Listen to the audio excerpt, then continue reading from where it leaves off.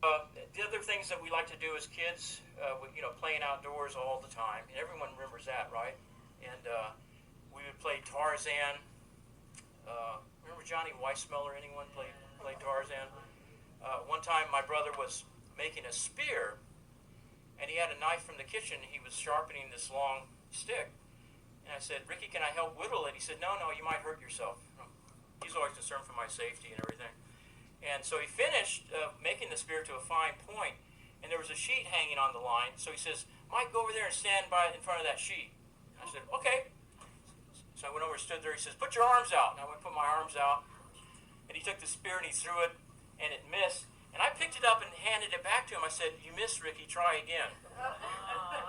I don't realize I said that. I mean, why I said that. But he did try again, and the spear hit me in the head, but it went under my scalp, so it was still sticking out. So my poor grandmother was trying to get a much-deserved nap. So I went in the house, screaming, with this thing knocking over lamps and everything. Came bursting into her room, and she wakes up, sees me like a spear in my head, with Ricky behind me, like all contrite and crying. So in those days, we had a doctor, as a lady doctor. I can't remember her name, but my brother and I were afraid of her. Because for her age, she was very strong and agile. She would come to the house and chase us around the house, grab us. I remember one time I was jumped on the bed. I was trying to go over to the other side of the bed and then under the bed. She grabbed me by the ankles, pulled my pants down, and gave me a shot, I'm a tough lady.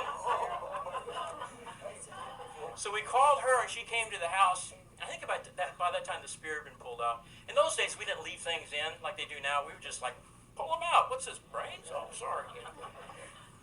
And so she comes in, takes one look at me, and then looks at my brother and says, "Mister, you're going to die in the electric chair for this."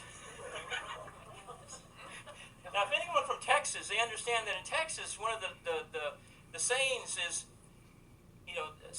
spare the electric chair and spoil the child. So